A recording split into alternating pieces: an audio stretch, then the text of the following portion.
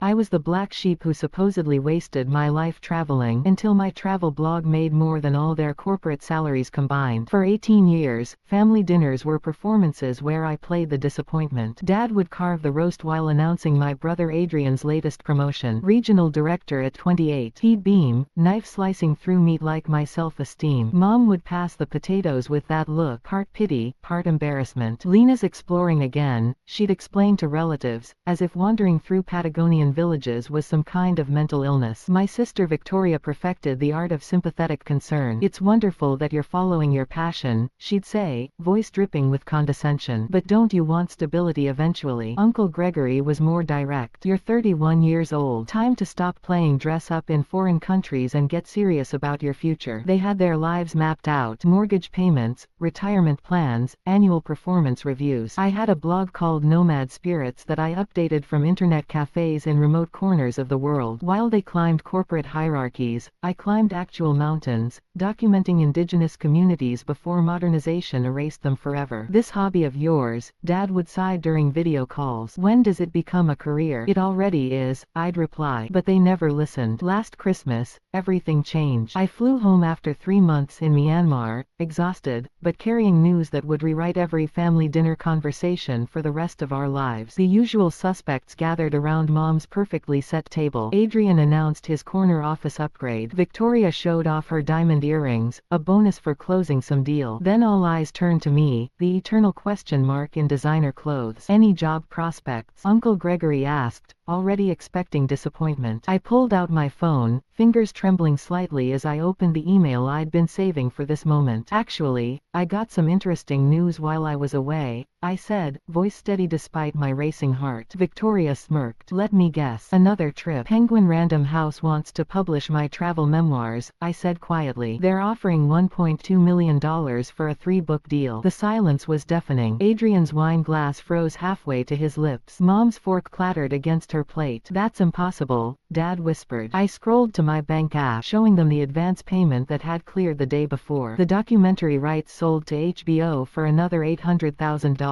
Uncle Gregory leaned forward, squinting like it might be fake. How many people even read this blog of yours? 3.7 million subscribers, I said. Monthly revenue averages $45,000 from sponsorships. Victoria pulled out her own phone, frantically Googling my blog name. Her face went pale as the numbers loaded. You make more in a month than I do all year. But then Dad's expression shifted from shock to something darker. Fear. Lena, he said, voice barely audible. There's something we need to discuss about your travels. Something dangerous you've stumbled into. A new chapter began, one where my wandering would have a purpose I'd never imagined. My phone buzzed with a message from an unknown number. Looking forward to working with you. Your grandfather would be proud. Agent Carter, I smiled and typed back. Ready when you are. 3 months later, I was in a compound in Virginia, learning how to spot surveillance, identify trafficking indicators, and document evidence without appearing suspicious. My fellow trainees were career law enforcement officers, military veterans, intelligence analysts. I was the only travel blogger. Your cover is actually perfect, Agent Carter told me during our first session. Journalists and bloggers have legitimate reasons to ask questions, take photos, visit remote locations. You'll be able to go places our traditional operatives can't. What makes you think I can handle this? I asked. Because you've already been handling it for 7 years, she said. You just didn't know it. The training was grueling. Defensive tactics, surveillance, cultural intelligence, emergency medicine. But the hardest part was learning to see the world differently. Human trafficking hides in plain sight, my instructor explained. Victims often appear to be willing participants. Communities are often complicit through fear or economic dependence. I thought about all the villages I'd visited, the smiling faces that welcomed me. How many of those smiles had been forced? The key is learning to trust your instincts, Agent Carter said. You already have them. Now we're sharpening them. By the end of the program, I could identify trafficking situations from subtle cues, document evidence with covert photography, and communicate with law enforcement using coded language. Your new blog strategy, Agent Carter explained during my final briefing, will focus on responsible tourism. You'll teach your followers how to recognize suspicious activities, how to travel ethically, and in the process, you'll you'll be building the world's largest crowdsourced anti-trafficking network. 6 months later, my first post went live. Traveling with purpose: how to ensure your adventures make a positive impact. The response was overwhelming. My followers were eager to learn, eager to help. Within weeks, I was receiving dozens of tips from travelers spotting suspicious activities worldwide. "This is incredible," Dad said during one of our weekly check-ins. "You've essentially deputized millions of people." 4.2 million, I corrected. The subscriber count keeps growing. My book tour became a recruitment tool. At every reading, every interview, I spoke about responsible travel. I never mentioned trafficking directly, but the message was clear. 1 year later, I received a message that made everything worthwhile. "Thanks to a tip from one of your followers, we rescued 43 victims from a trafficking operation in Cambodia. Your work is saving lives, Agent Carter." My family had been right about one thing: my life would never be normal again. But it was better than normal. It was meaningful. The irony struck me. For years they thought my choices were selfish and frivolous. Now, those same choices were the foundation of one of the most effective anti-trafficking operations in the world. "I have a confession," Mom said during a family dinner. "I've been reading your blog religiously for 7 years. "I know," I said. "You've been subscribed since day one." Username: ProudMom47. She looked stunned. "You knew." "I've always known. You liked every post within minutes of publication, even the ones about villages with terrible internet." "We've all been following along," Adrian admitted. "Even when we pretended to disapprove," Victoria added. Dad cleared his throat. "Speaking of confessions, there's something else you should know." My stomach dropped. "What now?" "The publishing deal. The HBO contract. We might have had some influence there," Uncle Gregory said carefully. "You're telling me my success was orchestrated?" I demanded. "Not orchestrated," Dad said quickly. "Facilitated. Your work was already exceptional. We just made sure the right people saw it." "The blog's success was all you," Mom added. "We never touched that. But when opportunities came, we helped. Because we believed in you," Victoria said softly, "even when you thought we didn't." I should have been angry at another deception. But instead, I felt gratitude. "Thank you," I said quietly. "For lying to you again?" Dad asked. "For believing in me when I didn't believe in myself." As I looked around at my complicated, secretive, protective family, I realized everything had worked out as it should. My wandering had led me home, not to a place, but to a purpose. My phone buzzed with another message from Agent Carter. "New intelligence suggests a major operation in northern Thailand. Interested in planning a cultural documentation trip?" I smiled and typed back, "Always." Because that's what I did now. I wandered with purpose,